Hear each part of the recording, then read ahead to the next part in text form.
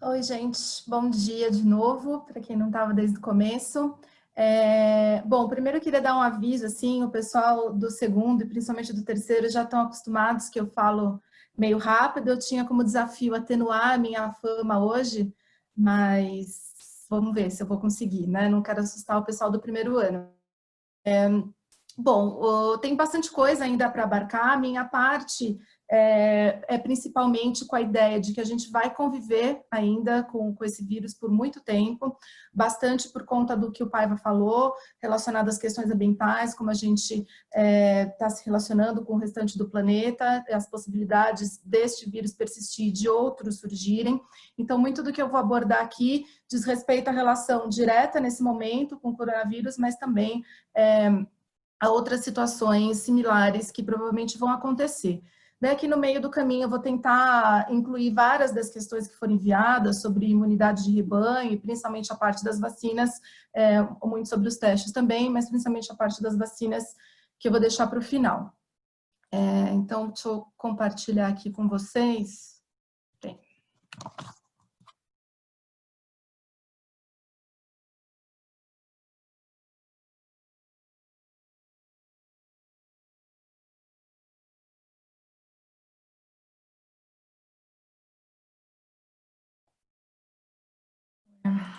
Pronto, agora foi. Bom, como eu disse, vamos pensar aqui nessa ideia de conviver com o inimigo, né? O que a gente faz nessa convivência com o inimigo? Então, vamos começar olhando para ele, né? Esse é o vírus. Aqui na figura da direita, a gente tem uma noção do tamanho em relação a um fio de cabelo inicialmente. Então, aqui um fio de cabelo comparado com essa bolinha vermelha, é um glóbulo vermelho do sangue. Aqui o glóbulo vermelho comparado com um dos tipos de bactérias. E aqui a bactéria, enfim, comparada com essa bolinha vermelha que está aqui embaixo, que é ele sim o SARS-CoV, só para a gente ter o SARS-CoV-2, né? Para a gente ter uma noção do tamanho do vírus. Vamos ver se esse objeto interativo vai funcionar, que ele é mais bacana, senão eu explico algumas coisas do vírus indicadas pela imagem estática mesmo. Então, ó, nesse interativo aqui, a gente consegue ter uma noção geral do vírus. Então, aqui, o nome que ele recebe de coronavírus tem a ver com essa proteína aqui, chamada de proteína S, de spike, que é o que vai dar esse aspecto de coroa que a gente está vendo no vírus. Então, todos os coronavírus têm essa característica, e essa proteína spike vai aparecer várias vezes na nossa fala, porque é ele que vai fazer a ligação com o ponto de entrada nas células, e é também um alvo importante para o desenvolvimento de vacinas e também, eventualmente, para o desenvolvimento de substâncias antivirais.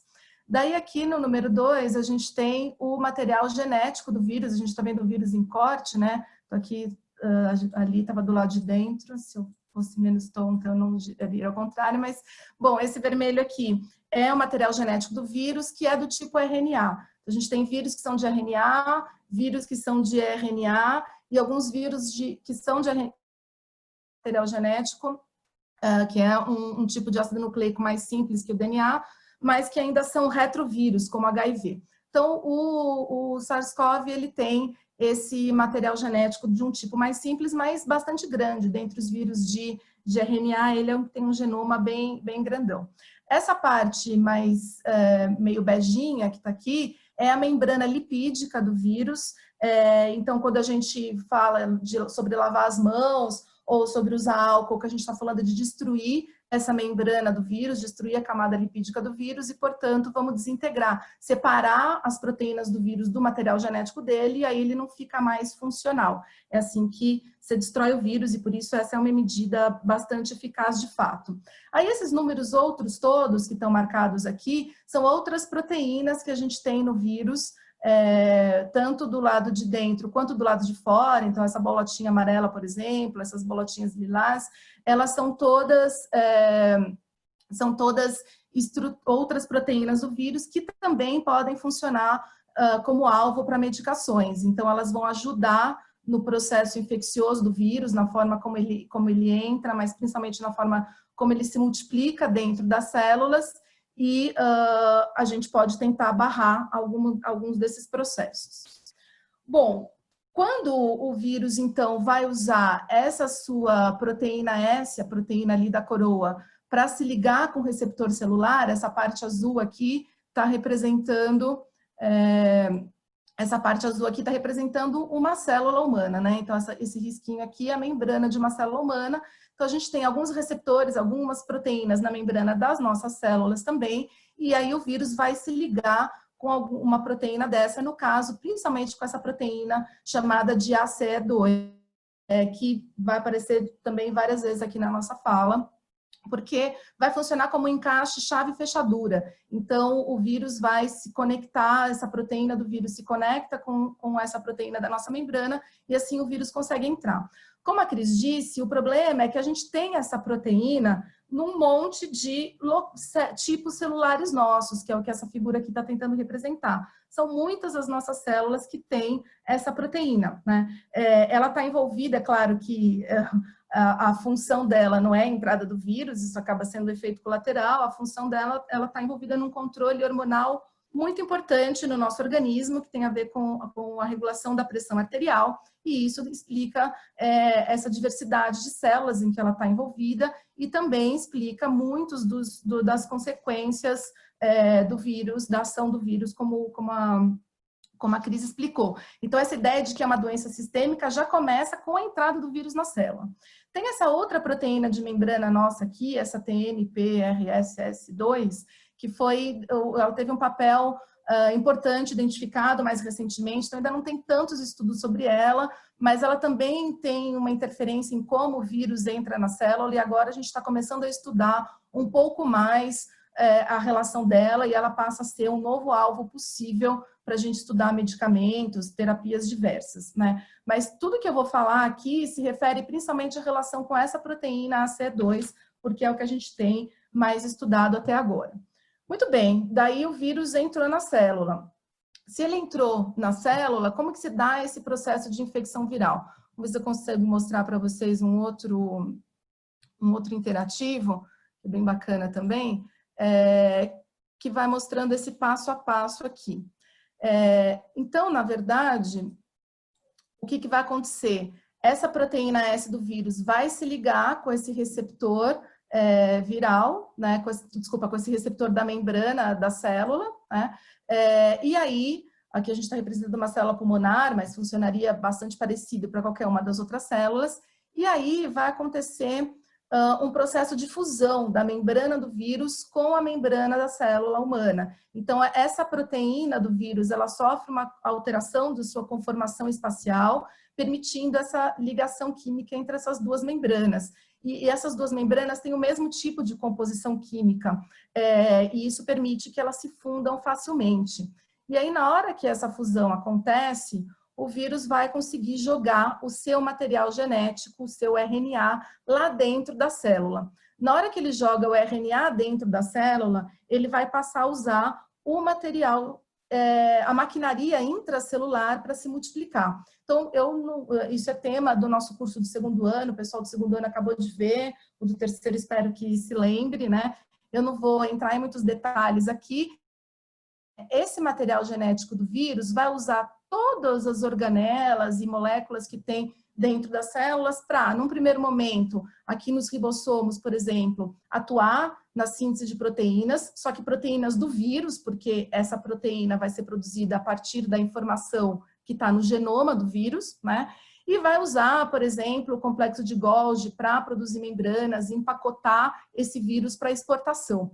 E a gente ainda vai usar os aminoácidos da própria célula para construir as proteínas do vírus. Então, uma vez que o vírus joga o material genético ali, ele consegue fazer várias cópias do seu material genético. Então, se entrar uma partícula viral, podem sair várias, e saem várias de cada célula infectada, e em cada uma dessas células, ele vai usar esse maquinário dos ribossomos, complexo de Golgi, etc., para produzir, então, esses vírus, novas cópias desses vírus que vão ser envelopados aqui para exportação e vão atravessar a membrana da célula e serem eliminados para fora da célula e podem, então, atuar infectando mais células ainda, né? Então, esse processo de infecção viral, é o que vai dar o início de tudo. Bom, e isso é o que a gente vai poder detectar no tipo de teste chamado de PCR. Na verdade, é o teste molecular. Um dos tipos é o PCR, o mais usado, que a gente já usa há mais tempo para esse tipo de diagnóstico, mas existem vários outros testes moleculares que não seja por PCR. O que essa sigla vai significar? PCR significa reação em cadeia da polimerase. A polimerase é o nome da enzima que faz cópias do material genético do vírus. É uma das enzimas, é uma das proteínas do vírus, essa aqui, ó, que vão ajudar no material genético do vírus. Então, isso naturalmente, o vírus faz essa cópia de si, o que a gente faz é simular esse processo de cópia usando em laboratório uma polimerase. Só que a gente usa uma polimerase de DNA. Então, o que a gente vai ter que fazer primeiro aqui nesse teste é converter o RNA em DNA, por várias razões. A principal delas é que o RNA é muito instável.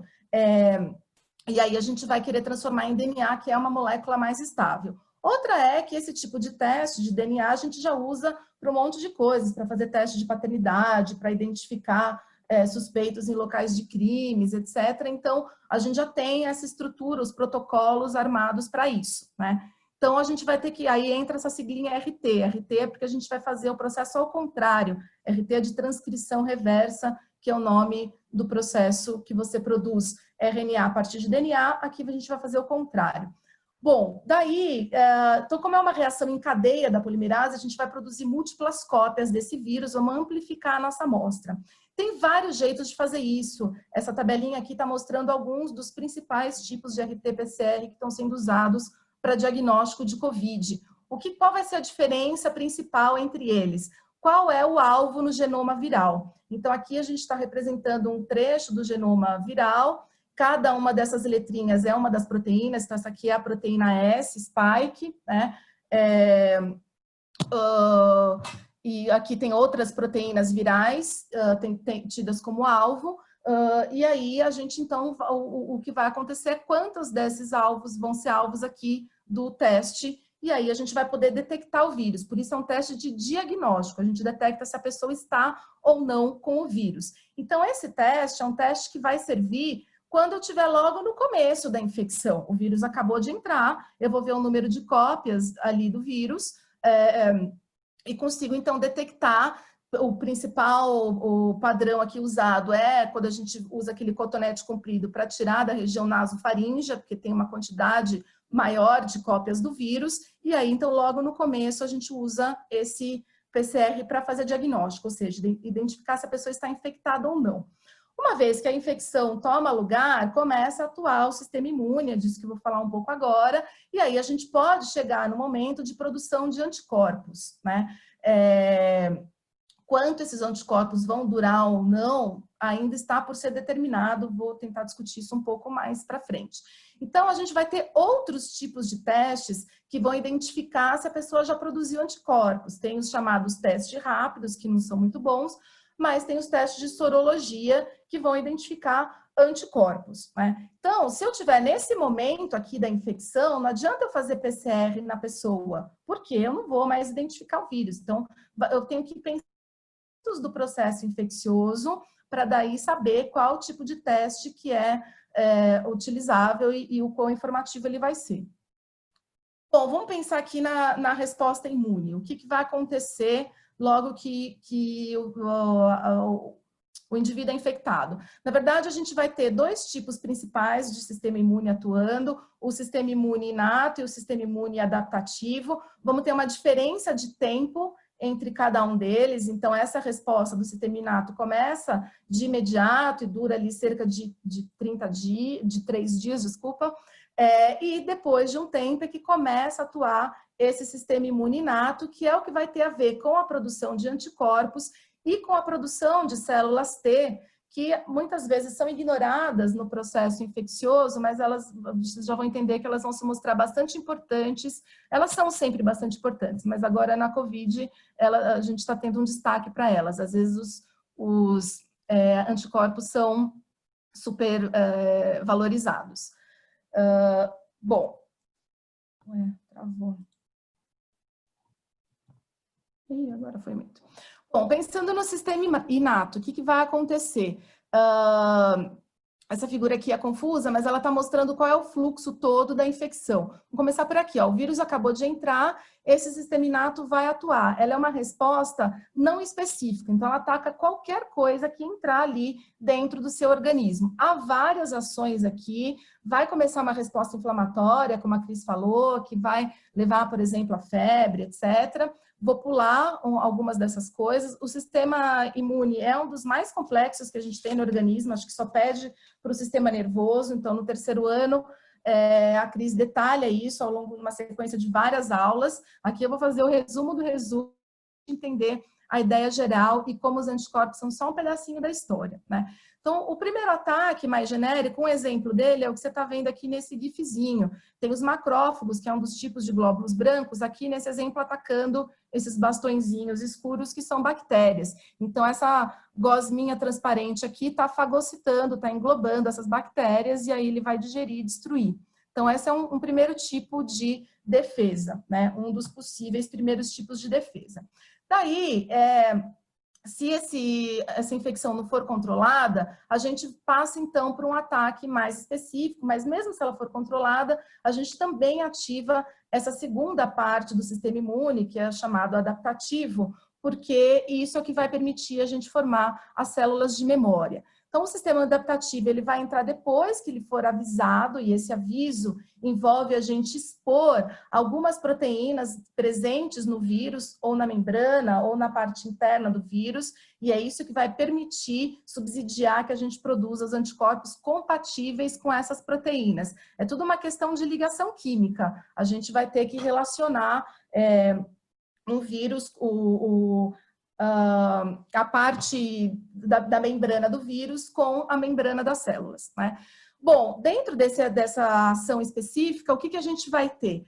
Temos uma vertente aqui, um tipo de glóbulo branco, que são os linfócitos B, que vão atuar na produção de anticorpos específicos para esse vírus ou esse patógeno que entrou, e uma outra vertente, que são os linfócitos T, que vão ter ação citotóxica, ou seja, eles vão atuar destruindo os vírus que já entraram dentro de células, eles vão destruir a célula, destrói a célula como um todo, né?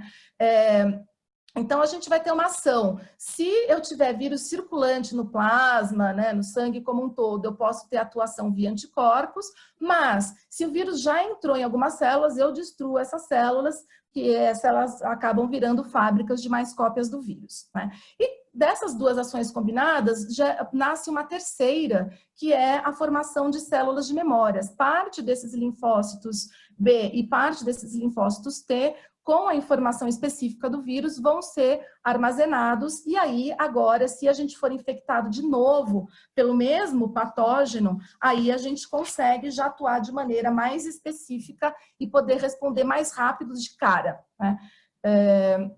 Bom, então, se eu tiver... que maravilha! Então, eu peguei Covid, rolou toda essa sequência, né? E aí eu já tenho, então, os anticorpos e as células T, tô protegido, né? Então, mais ou menos, um pouquinho mais de informação prévia, né? Os anticorpos, eles vão constituir o que a gente chama de imunidade humoral. Então, os anticorpos são proteínas do tipo chamado imunoglobulina, e por isso aquilo que a gente o teste de sorologia tem esse terminho IG, porque é de imunoglobulina, e aí tem vários tipos de imunoglobulinas, invertebrados são 5 tipos, a gente vai detectar esses 2 aqui, que são visíveis no plasma sanguíneo, o IgM e o IgG. Então, o IgM é o primeiro que começa a ser produzido, então se eu detecto isso num teste, é sinal de que essa infecção é recente, e o IgG vai ser produzido um pouco depois, então demora um tempo para eu conseguir ainda ter essa informação, essa proteção sendo gerada.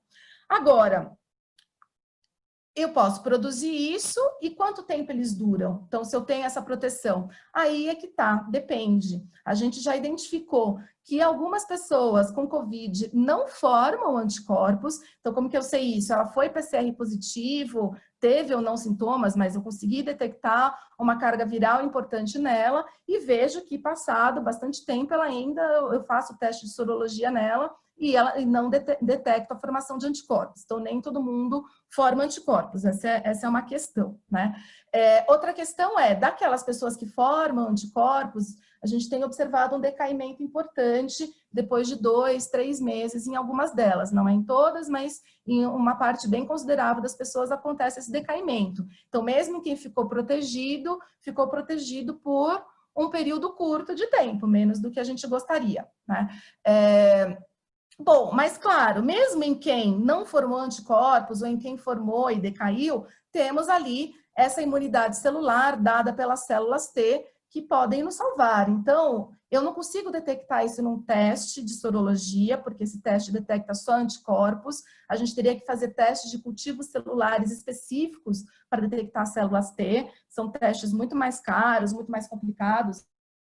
Isso, e não é Agente Brasil, é Agente Mundo, não vale a pena investir nisso, mas mais recentemente a gente tem identificado que isso muito provavelmente explica o fato de várias pessoas estarem imunes, ou na verdade estarem protegidas, embora não tenham desenvolvido anticorpos, e mais que isso parece ter uma relação, tem algumas hipóteses indicando nesse sentido, com imunidade cruzada a partir de outros coronavírus. Que outros coronavírus? O Paiva mostrou ali no começo da fala dele que existem vários tipos de coronavírus, né? E daqueles que atingem seres humanos, a gente conhece 7.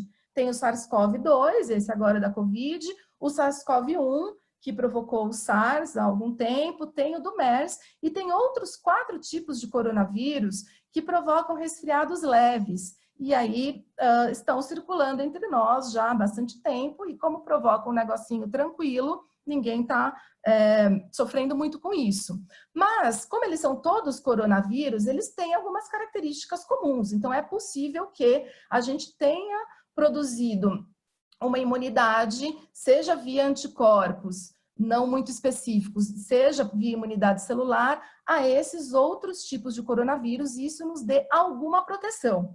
Aí entra a discussão do quanto que essa proteção é neutralizante ou não, se ela é muito específica ou não. Mas isso talvez explique por que algumas pessoas até se expõem demais à suscetibilidade de pegar vírus e não pegam, tipo numa casa com várias pessoas doentes, uma não fica de jeito nenhum. Essa pode ser uma das explicações, mas ela também é uma das coisas que pode explicar, pode levar as pessoas mais idosas a terem uma doença mais grave. Vou tentar chegar nisso um pouco mais para frente.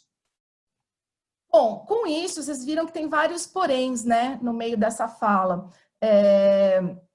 E aí eu gosto muito desse texto, recomendo que vocês leiam. Na verdade, eu gosto dos vários textos do Ed Yong, mas eu gosto muito desse texto aqui, ó, que imunologia é onde a intuição morre, assim. Ele vai explicando passo a passo, num texto gostoso e leve, esses vários passos da imunidade e os vários pontos de incerteza em relação à Covid. Destaquei só um trechinho aqui, né, que me leva a esse ponto que eu quero chegar, a diferença entre imunidade e proteção. Então, quando os imunologistas usam esse termo, eles estão falando que o sistema imune respondeu a um patógeno, ou produziu anticorpos, ou produziu essas células T, ou ambas as coisas, né? Quando as pessoas em geral usam esse termo, elas estão pensando na proteção contra infecções, né? Quando elas dizem que elas estão imunes, na verdade, é o que a gente chamaria de estar protegido, né? Então, agora, uma resposta imunológica não necessariamente fornece proteção. Isso vai depender de quão eficazes vão ser essa resposta imunológica, então se eu vou ter, por exemplo, anticorpos neutralizantes ou não, a quantidade disso, a duração disso, né? Então essa diferença entre imunidade e proteção é bem importante para o desenvolvimento de vacinas, para o desenvolvimento de medicamentos e para o nosso comportamento, entender o quanto que às vezes ações comportamentais vão ser bem significativas para arrefecer a pandemia e manter todos protegidos, né? Então, só como exemplo, a gente recentemente fez um inquérito sorológico em São Paulo, identificou que cerca de 18% dos paulistanos na cidade, né? Tô falando 18% dos paulistanos tiveram contato com o vírus. Agora, olhando ali para esses testes de anticorpos, alguns geraram anticorpos contra a coroa, contra aquela proteína S, outros geraram anticorpos para uma proteína que fica interna, na parte de dentro do coronavírus.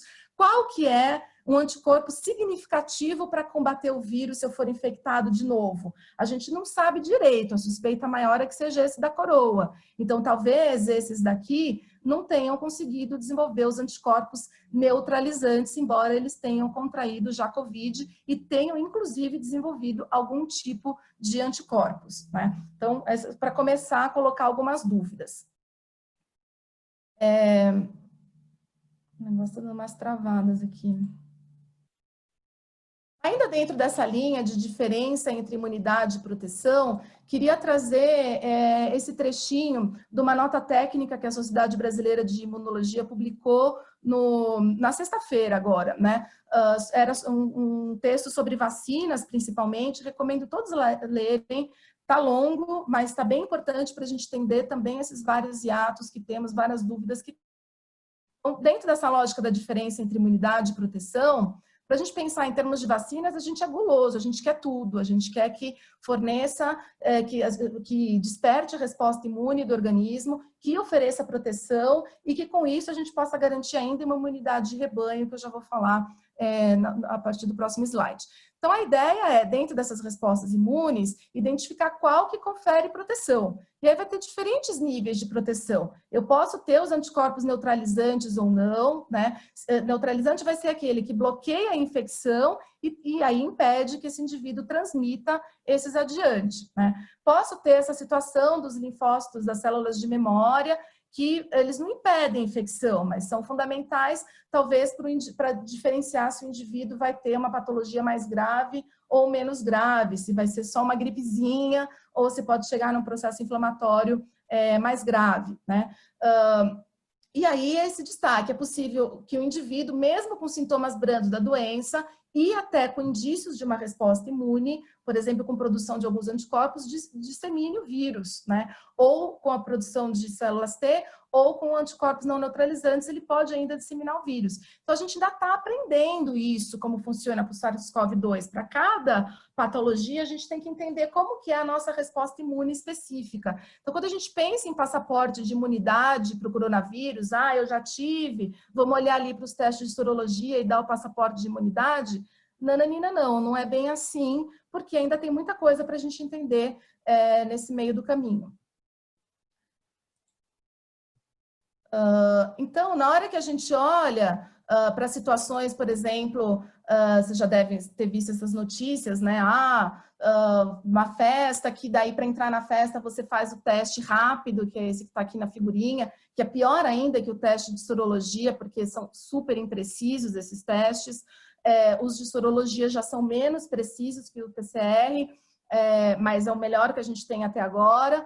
Mas esses testes rápidos que vão tentar fazer, às vezes, o teste de sorologia são todos de qualidade muito ruim. Então, eles não deveriam ser usados pela qualidade. 2, para esse tipo de abordagem, eu vou identificar ali se eu estou ou não com o coronavírus para entrar na festa, não adianta, porque esse teste vai medir a reação a algo que pode ter acontecido há 2 ou 3 semanas. Então, não é se eu estou com vírus naquela hora, mas sim a minha reação a isso, né? Então, na hora que a gente vê esses resultados, a gente pode pensar, se deu negativo para os 2, pode ser que o indivíduo não tenha sido contaminado e pode ser que ele esteja contaminado nesse momento, só ainda não desenvolveu anticorpos. Se eu tiver só IgM, é porque esse indivíduo está numa resposta imune recente, acabou de acontecer isso, né? E quando eu chego aqui no IgG positivo, é porque ele tem já uma resposta imune formada, mas como eu disse, essa resposta imune de um tempo e nem todo mundo forma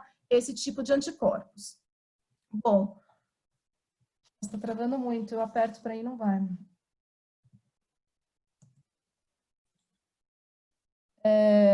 Bom, com isso em mente, queria... não era isso. Agora foi 2. Com isso em mente, queria que a gente pensasse por que misturar esses tipos de teste atrapalha o controle da Covid. E a gente está misturando isso no Brasil, nos dados de São Paulo, né? Então, tem várias várias matérias sobre isso, assim, essa é uma delas no Jornal Nexo, tem outra na revista Questão de Ciência discutindo essa ideia, porque, num primeiro momento, isso já vai contra a finalidade dos testes. O teste PCR vai me permitir ver a quantidade de casos ativos. Se eu misturo os casos ativos com os casos que já aconteceram há algum tempo, eu não consigo acompanhar o que está rolando agora, né?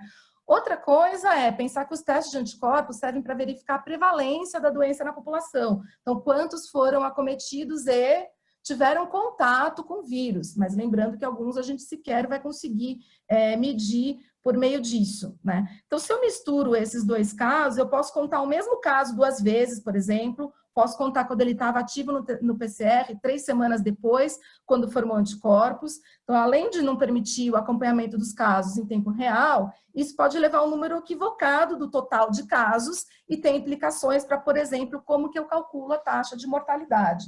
Então, misturar essas duas coisas é um problema quando eu estou tentando gerir o que está acontecendo no meu país, na minha cidade, e assim por diante. E por falar em políticas públicas, vamos pensar aí na imunidade de rebanho, que além do passaporte imunológico, é outra questão, né? A imunidade de rebanho, ou imunidade coletiva, como alguns preferem, né? Não gostam desse termo de imunidade de rebanho, que é o que ficou mais consagrado, eles pensam nisso porque se trata que a origem vem da proteção coletiva propiciada pela vacina. Então, a ideia aqui da imunidade de rebanho é via vacina. Qual que é a ideia? Nem todos podem ser vacinados, porque alguns são imunossuprimidos, ou muito jovens, alguns tipos de vacina você não pode dar para bebê, etc. Mas, se você tiver uma cobertura vacinal ampla na população, é possível diminuir muito, idealmente até frear, o espalhamento do patógeno. Então, aqui, sem essa proteção, pensando numa situação em que cada indivíduo transmite para outros 2, rapidamente você vai ter o espalhamento dessa doença. Com alguma imunidade, essa doença espalha menos. Com imunidade de rebanho, mesmo os indivíduos que não tiveram contato com a doença nem nada disso, eles conseguem estar protegidos, né, indiretamente. Então, a ideia de você ter uma ampla cobertura vacinal é você poder não só proteger individualmente cada um, mas proteger, inclusive, aqueles que não podem tomar vacinas, né? Daí, o que a gente tem feito? A gente tem pegado essa ideia da imunidade de rebanho via vacina e tentado enxergar, obter isso via natural. Alguns países até propuseram fazer a imunidade de rebanho, quer dizer, deixa a pandemia correr solta e vamos ver o que acontece, né? Qual que é o problema disso? A gente normalmente calcula que para você atingir a imunidade de rebanho, depende de quanto que vai ser o R0, quanto que é a taxa de transmissão, a gente calcula mais ou menos por essa formulinha aqui. Na Covid, isso vai significar essa porcentagem, dependendo de como que está o R0 naquele local ali específico, né? Aí teve um modelo publicado em julho, depois isso gerou até um editorial da revista Science, tentando explicar melhor o que aconteceu nesse estudo, que tentava considerar assim, a população não é homogênea, então ela não é 100% suscetível, nem todos vão ter o mesmo potencial de transmissão, alguns não pegam, têm uma proteção genética ou têm imunidade cruzada, alguns transmitem mais, outros transmitem menos, então tentando dar conta dessa heterogeneidade da população. Qual que é a dificuldade disso? Todas aquelas que eu falei. A gente não sabe se quem pegou está de fato imune, a gente não sabe se você vai ter a forma grave ou a forma suave da doença. Então, é muito difícil você ter os parâmetros completos para construir um modelo desse, né? Então, ele é um modelo possível, interessante, mas ele é só um modelo, né? E considerar que a população não é homogênea, claro, os epidemiologistas já sabem disso desde que nasceu a epidemiologia. Acontece que a ideia da imunidade de rebanho é considerar homogêneo porque você homogeneamente vai dar vacina para as pessoas. Então, você vai homogeneizar a proteção a esse vírus, né? O que acontece se a gente deixar essa imunidade de rebanho seguir por vias naturais? Eu vou ter uma porcentagem da população imunizada, eu preciso que essa porcentagem grande comece a frear, demora para isso acontecer. Então, não freia esse processo que está acontecendo aqui, não freia de imediato, demora um tempo, né? Enquanto isso, outros vão sendo infectados. Outra, como eu disse, a gente não tem um conhecimento pleno sobre a imunidade, intensidade, duração da proteção adquirida via o contágio que você teve com o vírus. Tá? E a gente também não sabe totalmente a extensão do dano nos pacientes. Tem muitas sequelas, mesmo nos indivíduos assintomáticos, um pouco do que a Cris falou. Né? Mais que isso, a gente vai ter muitas mortes no caminho. Quanto que é esse valor de mortes? Talvez o valor do Brasil seja em torno de 4%, mas alguns defendem como 1%. Vamos ficar com 1% para ficar mais barato. 1% de muito é muito. Olha quantos milhões, a gente tem 210 milhões de indivíduos na população brasileira. Quanto é 1% de 210 milhões de indivíduos? Se tudo isso morrer, a gente vai estar falando de mortalidade de rebanho. Então, não é ético a gente lidar com esses fatores. Né? Então, a ideia é a gente lidar com a imunidade de rebanho via cobertura vacinal. Se vocês quiserem brincar depois, tem um gamezinho do Instituto Butantan, que bem bacana, sobre a imunidade de rebanho, e esse simulador aqui que usa para o sarampo, mostrando o quanto que a cobertura vacinal é importante. Se eu tiver uma taxa de 90% de cobertura vacinal numa população, e aí sim eu vou ter o efeito da imunidade de rebanho, mas se eu tiver uma taxa de 70%, eu já perco esse efeito. Então, é bem interessante para a gente entender como a cobertura vacinal vai levar tudo isso. Bom, para variar, eu falei absurdamente, e agora só que eu chego nas vacinas. Vou tentar ser bem rápida aqui. Primeiro, começando com essa discussão de expectativa e realidade. Normalmente, a gente recebe esses anúncios assim, ó, o laboratório desenvolveu a vacina para abril, mas, na verdade, o cara está na fase pré-clínica ainda, ou seja, nem começou a testar em pacientes, ele desenvolveu uma molécula, desenvolveu um protocolo e agora vai poder começar a testar essa vacina, né? E como isso é anunciado é diferente. Ou, agora eu cheguei no protocolo, posso começar a testar em humanos. E aí isso é disponibilizado como a vacina vai ser disponibilizada para humanos em maio, mas não, em maio é que eu vou começar a fase 1 de testes, tem vários, né? E todos eles são importantes. Então, na verdade, primeiro, para a gente pensar no desenvolvimento de vacinas, a gente tem que passar por esse processo todo aqui. No caso específico do coronavírus, a gente tem todas essas possibilidades de vacinas em curso, várias delas em andamento, o que ao mesmo tempo é uma boa notícia, porque alguma há de ser bacana, tem várias possibilidades em testes, mas ao mesmo tempo pode virar um pesadelo em termos da distribuição se eu tiver que conviver com parte da população eu vou vacinar de um jeito, parte da população eu vou vacinar de outro jeito, então em termos logísticos isso pode gerar um complicador importante. Mas essas estratégias que estão nas fases de pesquisa aqui vão me levar a ter uma vacina e só então eu vou poder agora passar pela sequência toda de testes até por fim chegar na fase de produção. Né? Então, esses testes aqui, eu vou tentar passar muito rápido por isso aqui.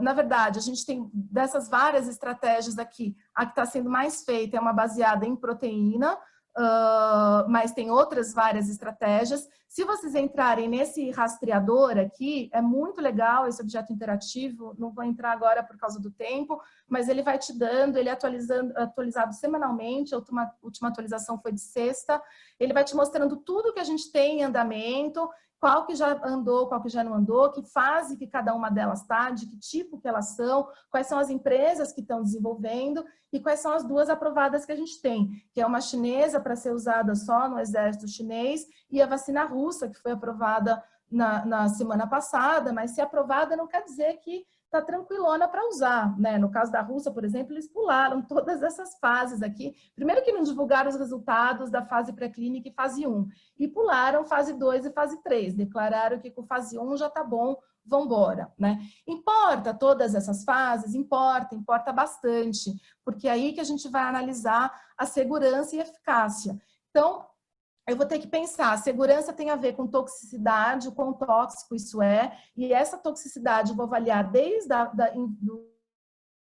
depois nos estudos em outros animais, e vou seguir avaliando em cada um desses passos, mas depois, em cada um desses passos, aos poucos eu vou avaliando a eficácia dessa vacina. O que quer dizer ser eficaz? ela produz uma resposta imune forte? Lembra, a gente não quer aquela resposta imune que decai, a gente quer aquela resposta imune que é duradoura, que me deixe protegido e que também impeça que eu transmita o vírus, né? E, portanto, deixe os outros todos protegidos também. Então, a gente vai começar a testar primeiro no número pequeno de pessoas, vai aumentando o número aumentando o número de pessoas, até chegar num número grandão de pessoas de fase 3. A gente tem 6 vacinas atualmente, principais zonas, assim, em fase 3, né?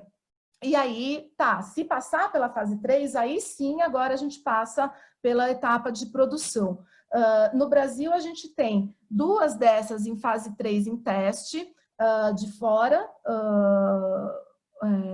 uma que usa essa estratégia aqui, que é uma vacina de DNA, que usa um DNA, e outra que usa um vírus atenuado, tá? E a gente tem desenvolvendo vacinas nossas ainda, mas todas as made in Brasil estão aqui ainda na fase de teste pré-clínico, mas aí tem várias estratégias, principalmente essa de usar a proteína do vírus. Cada uma dessas estratégias tem vantagens e desvantagens várias. Então, eu já extrapolei demais o meu tempo de fala, não vou entrar nisso, mas se vocês tiverem dúvidas nas questões, eu posso justamente explicar a diferença de cada uma delas e quais são vantagens, não vantagens, etc. Mas, por fim, precisa mesmo de tudo isso? Precisa. Também posso explicar um pouco dos processos regulatórios que tem e o quanto que isso pode dar de problema por esse processo todo. E a gente está acelerando para caramba, né? Então, o processo normal seria essa linha do tempo aqui, a gente está fazendo nesse tempo. Nunca aconteceu na história do desenvolvimento de vacinas algo tão rápido como está acontecendo aqui. A vacina mais rápida produzida demorou 4 anos para passar por toda essa linha do tempo, né? A gente está fazendo isso num tempo bastante recorde.